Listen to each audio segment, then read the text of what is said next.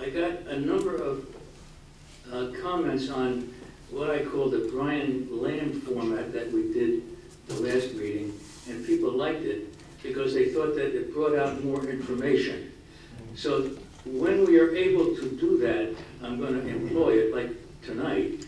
There are occasions when somebody may have a whole bunch of pictures and so on to show, and we may not be able to do it in those instances, but tonight it's going to be John McLaughlin acting as Brian Lamb. So, David, to start this ball rolling, tell us a little bit about yourself, your family, your education, your work history, and what you've done in the literary field. Good evening, everyone. My name is Dave Stroebel. I go by Dave. And tonight I have my cousin Audie with me. She's a Stroebel also. That's my Uncle Warren's daughter. Can everybody hear him? She's my biggest supporter. This is my cousin Anna Stroebel. She is she's a Stroebel. She's my Uncle Warren's daughter from Jersey City. We all came from Jersey City. But I'm married. I have 3 small children. I'm a writer for the Department of Veterans Affairs. And before that, I worked as a writer for the Department of Defense at Fort Monmouth for the Army. I graduated from William Patterson University in 1992 with a degree in political science. And we live in Ocean Township, which is in Monmouth County, New Jersey. And I wrote my first book, published it in 2010, The Cannon King's Daughter. And that's what we're going to do tonight. We're going to tell you about this story. Thank you, David. When did you first get interested in the history of the Krupp dynasty, and what was it that motivated you? Because you have a different name, and you didn't know you were Krupp at first, did you? No. This was unknown in my family prior to 2008. It started very simply. My aunt died. I wanted to build a family tree. I began to reach out to find out more about my great-grandparents from Jersey City because I saw them on census reports. And I'm a former Air Force enlisted historian, so it became second nature to investigate, knock on doors, pick up phones, and call people. And that's what I did. I just wanted to know where my great-grandfather was born, and reached out to a cousin through an obituary that I had never known of these relatives before. Okay, so you decided to do a genealogical search on the Stroebel family, never knowing and never expecting that you were going to find out that you were one of the Krupp descendants.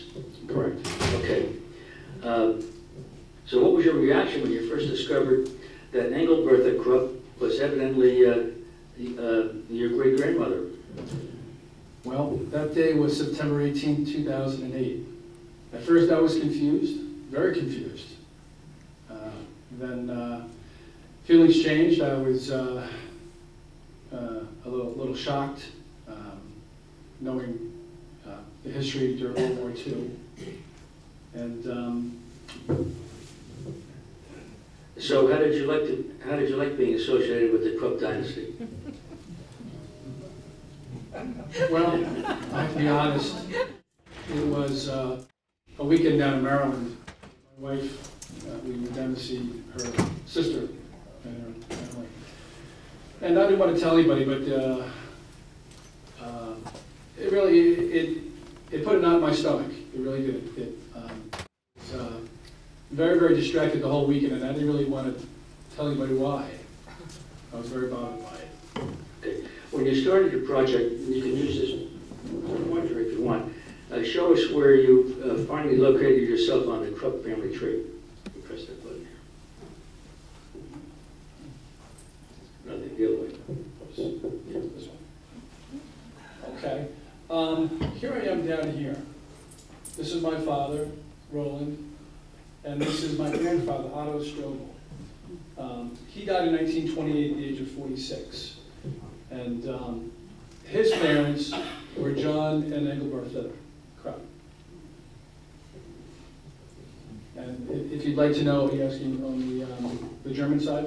Yeah. Also, If you're looking at the Krupp dynasty family tree, I'm on the same level as Arndt Krupp von Bohlen und Holbach, who died in 1986. He's the one that renounced his inheritance, thus ending the Krupp family name. All right, now, in your research, you used a number of what we call genealogical websites, correct? Oh, that's correct, yes. And I just made a list of them from the book. Ancestry.com, the Church of the Latter-day Saints, which is the Mormons, whitepages.com, measuredworth.com, and perhaps a few others. Are these genealogical sites easy to use in terms of tracing your own genealogy?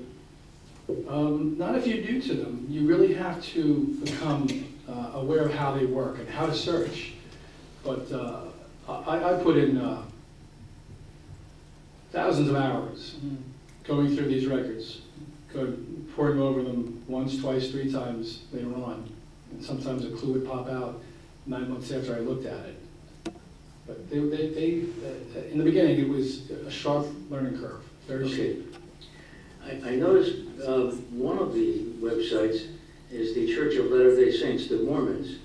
And the Mormons have records of millions of people who are non-Mormons. We learned that, right? Correct. And at dinner, I was asking you if you knew why the Mormons were interested in having on their genealogical database people who are non-Mormons, and you could tell the audience the answer. Go ahead. Oh, well, John said that they believe that they would be able to convert these souls to Mormonism. Interesting point. The Mormons believe that dead souls can be converted. So that's why the Mormons have so many, have a database which encompasses many, many non-Mormons. Probably the fastest growing church in the world. Very interesting. All right. Now, David, obviously very early on in your research, you ran across this book by William Manchester, The Krupp Dynasty, okay? When you looked at that book, what did you learn? Well, I have to begin by saying that I did not know who William Manchester was. I did not know that this book existed. It was a byproduct of all the research that I had been doing on the internet, and I was doing a lot of it. I was sending out Google alerts to pull phrases out from the internet, and my first impression when I first saw the book, I was able to read a little bit online, and then I went to the library and checked out a book, and I bought one for myself. But it gave me the personalities of my great-great-grandfather, Alfred Krupp, in detail, and provided me with the, you'd speculate, motive, the personality behind a person that could do what he did to my great-grandmother, and that would be banishing and disappearing her. And okay, tell us a little about how Manchester describes the Krupp dynasty during World War I and World War II. I'm talking about the munitions factory end of it. Okay. As far as their involvement in World War I, you may know the name of the Big Bertha howitzer. That is a Krupp product. They were involved in U-boat production heavily. You know that they were sinking commercial vessels in record numbers. And are we going to move into World War II, or is it just World War I? Well, was there any kind of investigation by the Allies into whether or not any war crimes had been committed after World War I? Well, they had looked into charging Gustav von Bohlen und Holbach as a war criminal, but for some reason it never materialized. They never went after him. They never pressed it. Never pressed it. Now, what about World War II? Was there something different? Oh yes. What happened then? Nuremberg tribunals, and in that tribunal, they found Alfred Krupp von Bohlen and Hallback, guilty of war crimes, and a lot of the evidence was brought over from his father's actions also. So that was an important note to make.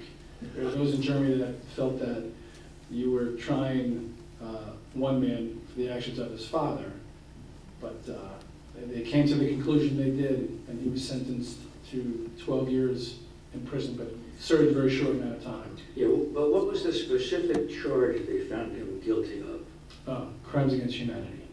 Well, wasn't it the employment of slave labor? That's correct, from Auschwitz concentration camp. As I recall, the Nuremberg Tribunal would have liked to convict him of larger crimes, but I guess they felt they didn't have enough sufficient evidence to do it. That's correct. Okay. And how many years did he actually serve in jail on the 12-year sentence? It was a very short time. Okay. Yeah. Now, when you read Manchester's book, what, if anything, did he say about Engelberther Krupp? Not a word. Engelberther Krupp is the crux of this whole story, correct? That's correct. William Manchester is a multi Pulitzer Prize winner. He spent years in Germany whining and dining with the Krupps, being traveled around, ushered here, there, and the other place. And in the back of his book,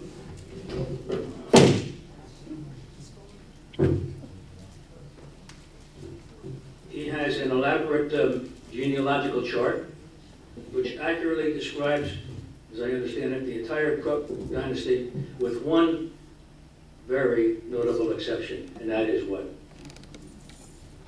The existence of Engelbert Krupp. Who was Engelbert Krupp? Where did she fit into this genealogical tree?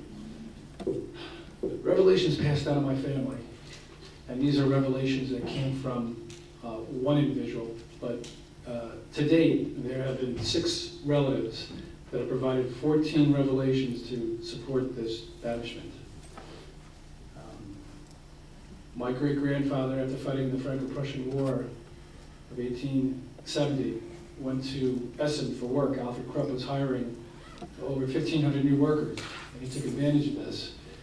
And revelations from my 89-year-old cousin Caroline Marchuk said that they met at Villa Hugel. He was employed there as a bootblack. They fell in love. They had a relationship, romantic relationship, and when they went to announce that they were intended to marry, her parents would not permit her to do that. Did Engelbert have any siblings? Friedrich Krupp. And they were the son and daughter of Alfred and Bertha, right? That's correct. Okay. What was the family objection to Engelbertha marrying? Oh, John Stroebel was a poor Catholic shoemaker. He was a cobbler. He put his shoes on the street.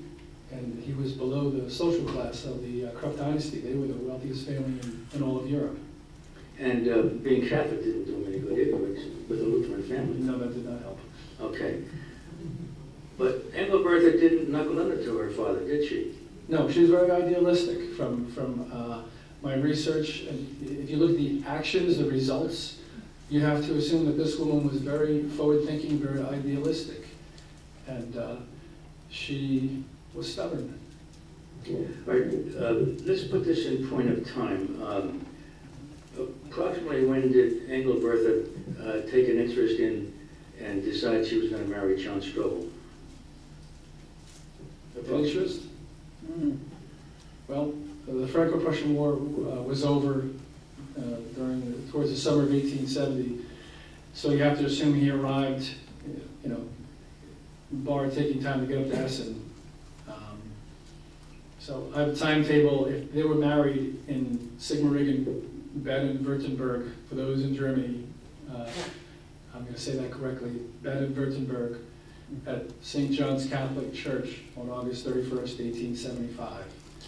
What name were they married under? Well, this is a very interesting part of this story. She assumed the name of Arnold. And when connecting the dots, and I'm speculating, but this sounds very plausible, that it's quite possible John lived in Mengen, the town next to Sigmaringen. Sure, they could have went right back to Mengen and tried to get married. And when she was asked for her baptism records and her church records, did you make your confirmation? And she was not able to provide them. Or if they contacted the Market Church in Essen and they said, we have no records, church records for an Engelbertha Krupp. Now you can surmise that they had to have a plan B. They needed a plan B. It was very important because Engelbertha was 3 months pregnant. In 1875, you will not have a child out of wedlock, especially when you are from a member of the Krupp family. All right, so I think it's safe to say that, A, if she had gone to the local church and identified herself as a Krupp, that marriage probably never would have occurred. Correct. After she married Arnold, how long did she stay in Germany, ballpark years? They were married in August of 1875, and Engelbertha left the beginning of March of 1883. So about 8 years. And she decided to come to America, both she and her husband. Yes, I believe the reason why they decided to come to America is because John's brother, Otto Stroebel, was living in Hoboken at the time, town next to Jersey City. So naturally, Engelbertha knew this and said, why don't we go, speculating, why don't we go to America? They wanted to get out of Germany, obviously. Why, we don't know. So the most logical place to go would be to Hudson County, Jersey City, because his brother Otto was living in Hoboken. Okay, but John Stroebel was a shoemaker. Where did they get the money to come to America? This is another big facet of this story. Revelations from Caroline Marchuk, again, tell me that Engelbertha went back up to Essen and told her father she needed money to emigrate out of Germany with. And Caroline said that they gave them $10,000 to immigrate to America with the words. These are specific details, ladies and gentlemen. This isn't one story told around a campfire. 14 revelations and 6 relatives with the words, never darken my door again. And when they came to America, Engelbertha, John came over first, he came in steerage. So I don't think he brought any of the money over because it's a violent place, very, deadly place sometimes. You can get killed on these ships in steerage.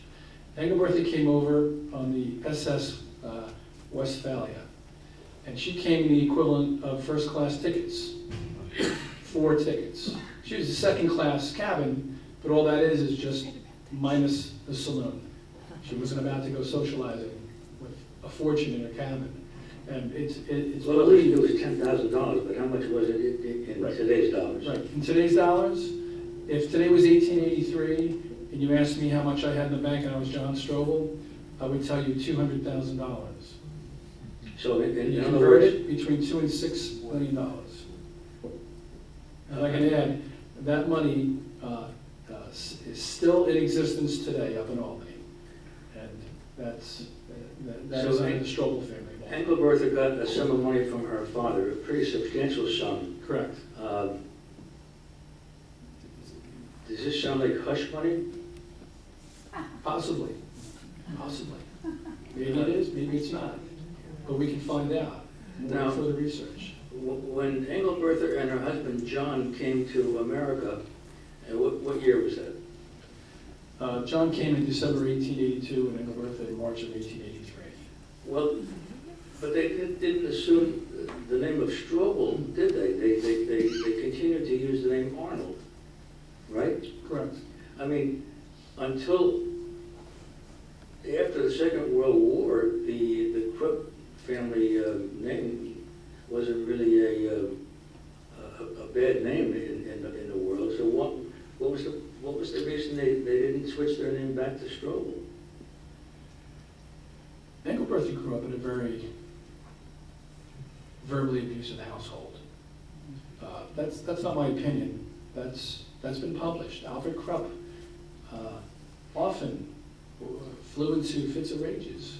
By today's standards, could he be suffering from bipolarism? Maybe, maybe not. I don't know. I'm not a doctor. But from what I've read, especially William Manchester's book, you know, that may be the case. But would you want your children to contact them in Germany? Have anything to do with that past that you traveled half the world to get away from? So the reason is, I believe it's because of the children.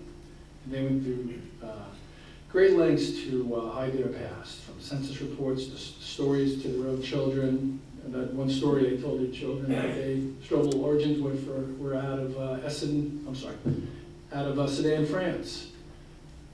Well, I took the time, the many, many months to research my family lineage. And the Stroebel family, the Catholic Stroebel family, have their origins in Hopsel, Baden-Württemberg, back to 1736. I'll leave out names. Okay. Engelbertha's brother, Friedrich, was kind of an interesting guy. What happened to him? He was the only survivor, and he became in essence, the proprietor of the Krupp dynasty, right? Yes. What happened to him? Well, Friedrich was a more likable figure in the Krupp works with the people he did business with. They really liked Frederick, and he was a nice guy. Friedrich was involved in on the Ala Capri in Italy with underage boys in a hotel. Well, there was a newspaper in Germany called Vorwärts that got hold of the story and pictures and put them on their newspaper. And when it hit the newsstands in Germany, he lost it. And there'll be those that tell you that he shot himself in the head. I can tell you this, it's published that no member of the family was allowed to see his body. It's a little strange, but that sounds like that's coming from Kaiser Wilhelm II. Now, according to your book, a full story of that episode was published in the New York Times. So I think there's a fair assumption that the Arnolds or the Stroebels here in Jersey City must have known about that. Quite possible, yeah. And perhaps that may have been a reason for their keeping a low profile also. Yeah, that's possible also, yes. All right, as you begin to dig into this can of worms, if you might call it that, was your investigation received with enthusiasm by scholars, historians, and political figures in Germany? Not particularly, no.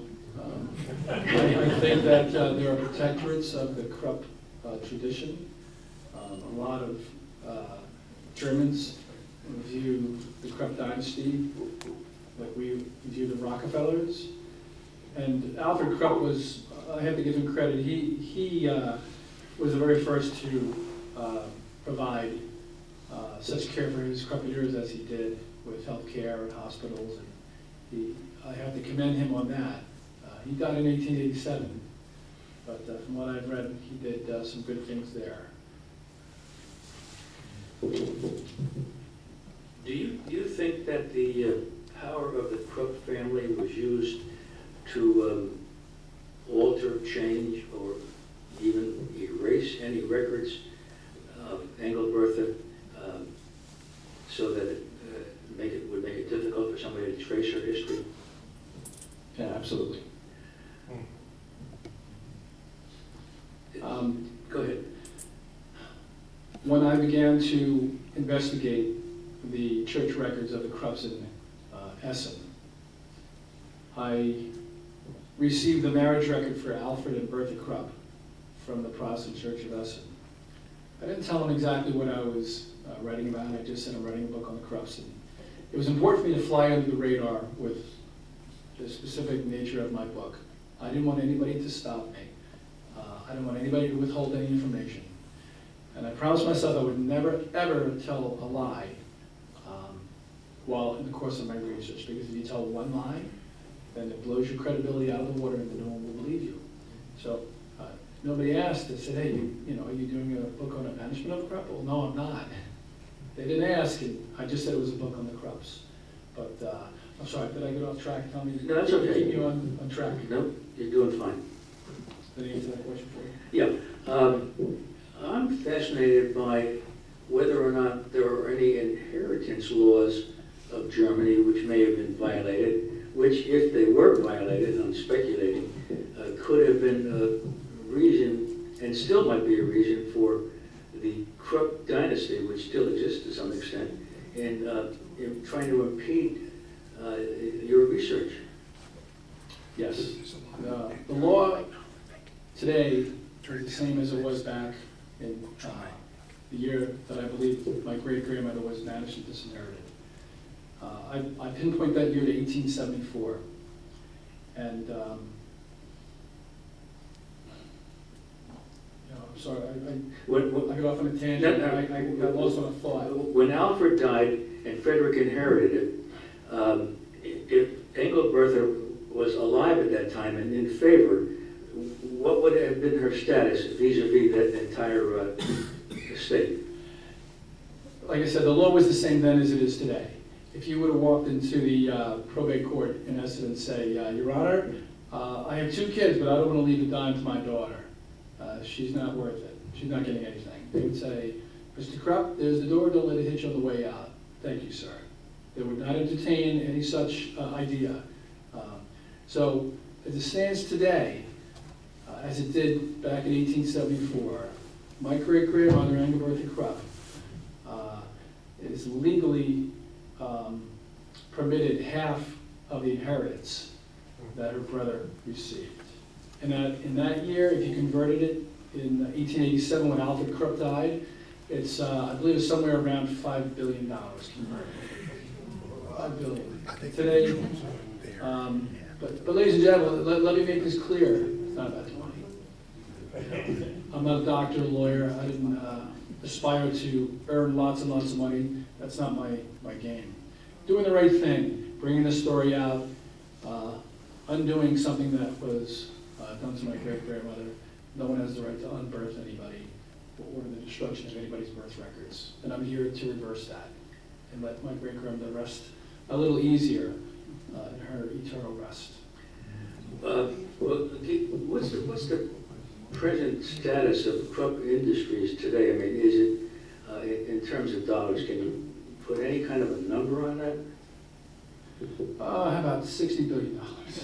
In today's value? Right. ThyssenKrupp. Well, what are they making? Sales. Pots and pans now? They're not making guns. Well, up until about 2 months ago, they were still in the steel business, but they announced a reversal, first time in the history, the 400-year dynasty, that ThyssenKrupp is now going to be a leader in information technology, computers, networks, things like that.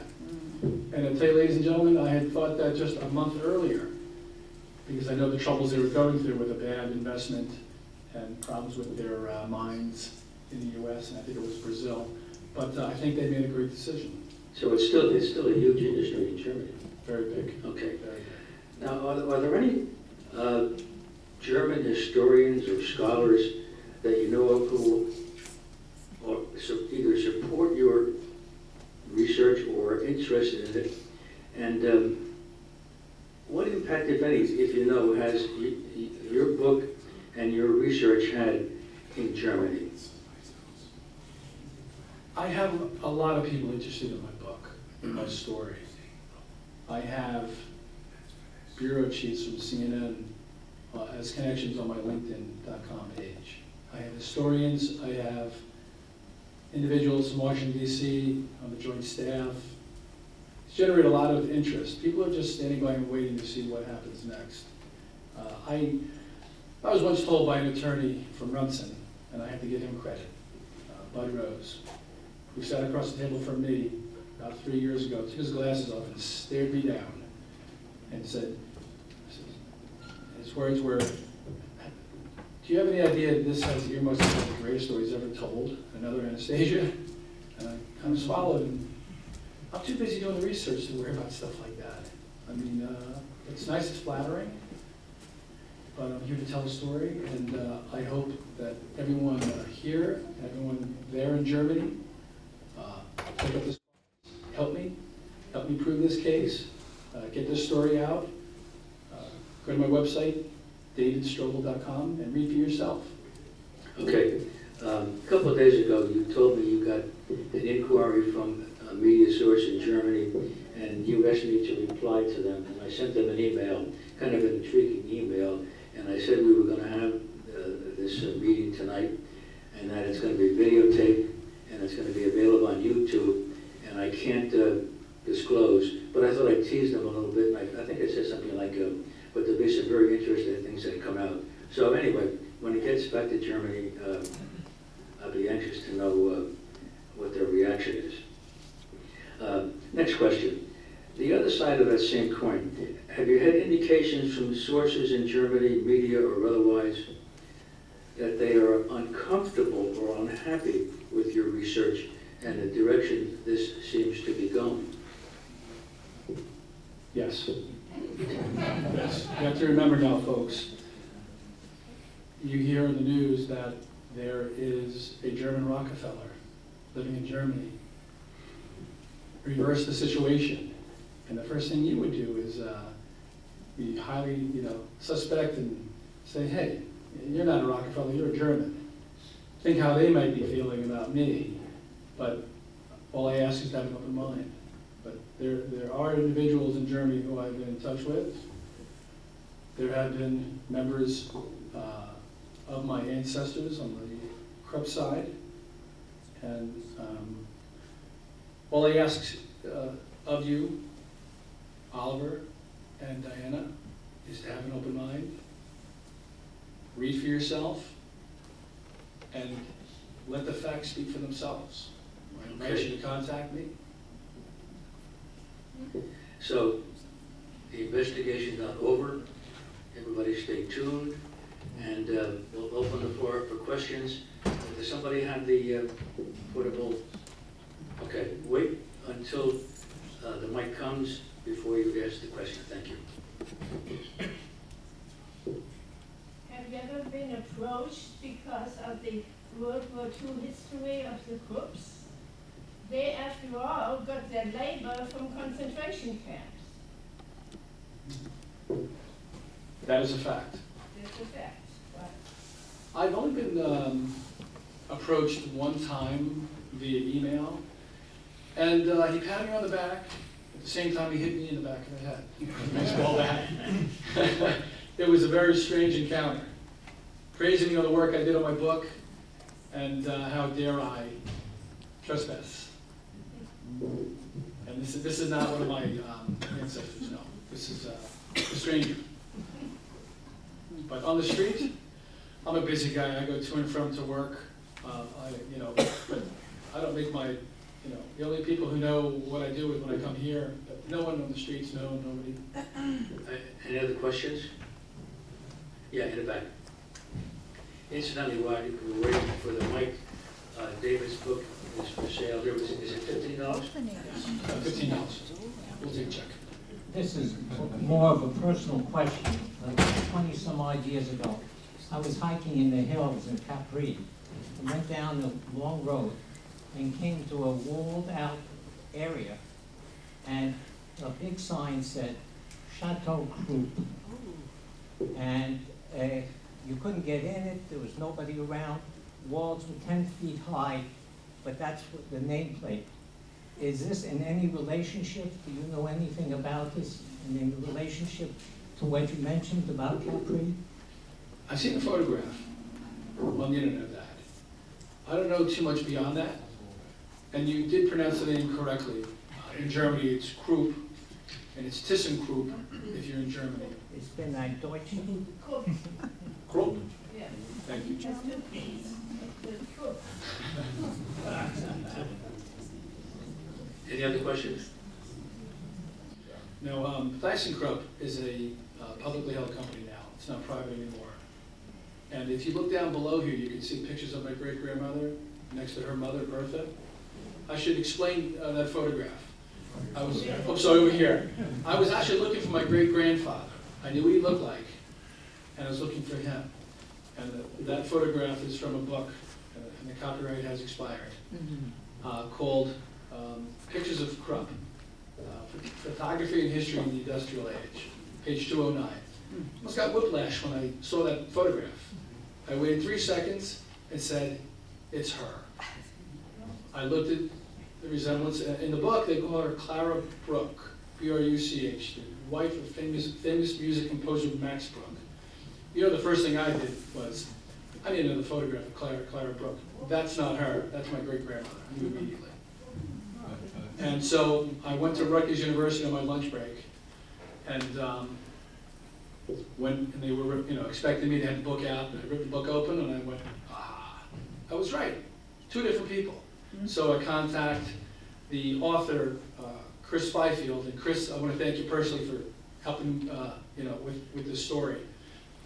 Chris is a very, very nice gentleman from England. He's a music historian, author, composer. I'm sorry if I left something out, Chris. But I sent him this photograph. He wrote a book on Max Bruch and had a picture of Clara in it. I said, Chris, write a book on the Krupps. Again, flying under the radar. No one's going to know until I feel it's time. And he said to me, no. He said, in my view, the girl on the left looks like the woman on the right. You should have a daughter. Okay. He comes to that part about, I always have to tell the truth. So I said, Chris, I don't know. The Krupp archives won't return my emails. That was the truth. And he now knows, he's one of the first persons I told. And he even verified. He said in 1868, when that photograph was taken, Clara Bruch was 13 or something very, very young age, and she had not even met Max yet, because he wasn't at this one, organization that he was at. So he basically debunked that theory that this woman, this young girl, was Clara Bruch. It's not. It's my great-grandmother. And I should tell you also, in that same book, the editor says, gee, there's lots of gaps at family albums, and I can't explain it. Well, let me explain it for you. There were too many photographs of my great-grandmother in the Krupp archives. Alfred Krupp had to get rid of her completely. And I believe that because there are such large gaps of photographs in the family albums, it's because that's what he did. He couldn't salvage them, get rid of them. Someone, I'd like to know who it was. So anyone out there listening in Germany, if one of your relatives saved this photograph, please contact me. Someone had enough sense to save this photograph, heard what was going on, one of the house servants, heard what was going on and said, I have to do something. He's off his rocker. Another question in front? Mike will be here in a second.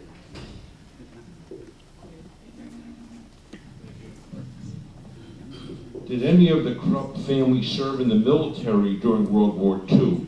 Good question. And what was their involvement in the military sense? Yes. There was one of Bertha and Gustav's children that was, I'm sorry if I don't remember who it was. I cannot remember every single detail. I always have to refer back to something. There's just so much. That he was, I believe he was a fighter pilot. He was shot down. And another son that was aboard a troop transport as a prisoner of war, and that ship was sunk. He died also? Yes. But in my family, I can tell you, Engelbert Krupp sent, what did I say, 11 great and great-great-grandchildren to World War II. They fought against the Nazis. They never knew who they were fighting against. The very tanks, bullets, submarines made by the Krupp dynasty, they're cousins. And I find that very, very interesting. We had my one uncle, Uncle Otto Dave Stroebel, give a plug to my uncle. He was the Forrest Gump of the family. He received the Bronze Star, Battlefield Commission. He commandeered Field Marshal Erwin Rommel's house with his men, was a direct report to President Eisenhower, and he has a strong legacy in our family. And we also had another member of our family, my uncle Woodrow, passed away in August 2002. He was captured by the Nazis for a short time, and then his men noticed he was missing, and then sent out a search party. They surrounded those Nazis and captured those Nazis. But he was captured. Yeah, push over here. The one in the back. How many descendants of Frederick are now alive? Do you know? I do not know. I do not know. Because he must have had children, notwithstanding his There's a lot. recollection. There were two lines in Germany. There were the von Wilmowski family line and the Krupp von Bohlen und Holbach, which reverted to von Bohlen und Holbach. Then there was a third family line that lived quietly and unnoticed in Jersey City, New Jersey. They were the Stroebel family. They're not Krupps, though. No, that name died out, but my great-grandmother was. What was the relation with Thyssen and the Krupps? Was there a Thyssen family also? They merged. Two steel giants in Germany merged. There's a wonderful museum, I believe, in Madrid called the Thyssen Museum, with modern art displays. Or Thyssen, as they pronounce in Germany. Yeah. It's Thyssen. This is why I didn't Thyssen. understand. Yeah, not Thyssen. Thyssen. I was able to find a translation. It's actually an audio All file. right, maybe one more question.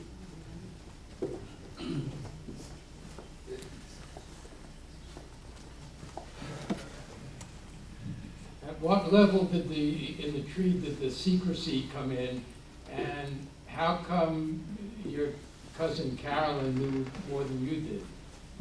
Very good question. Very good question. Okay. John Stroebel Jr.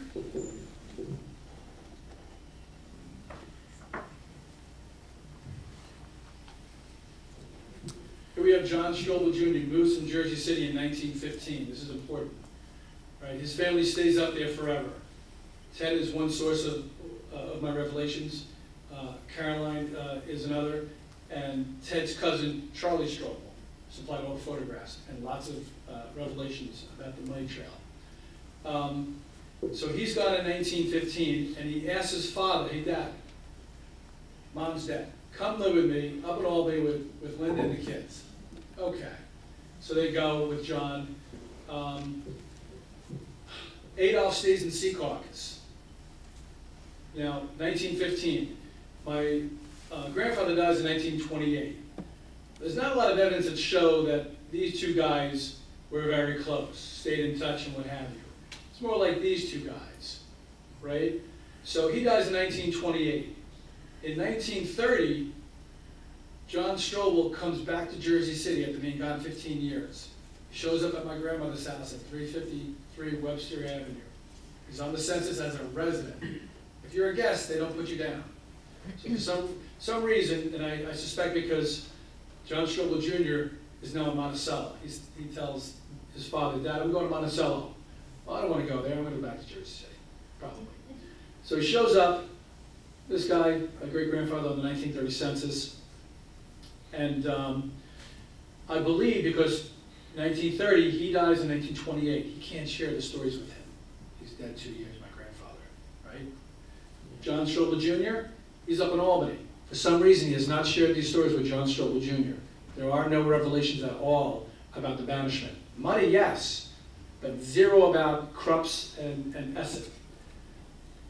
Caroline, oh, the granddaughter of Adolf. She tells me Adolf told her. So the reason why John couldn't tell Otto in 1930, look, he's already dead. Reason why he can't tell him, he's in Monticello, maybe he didn't want to tell him.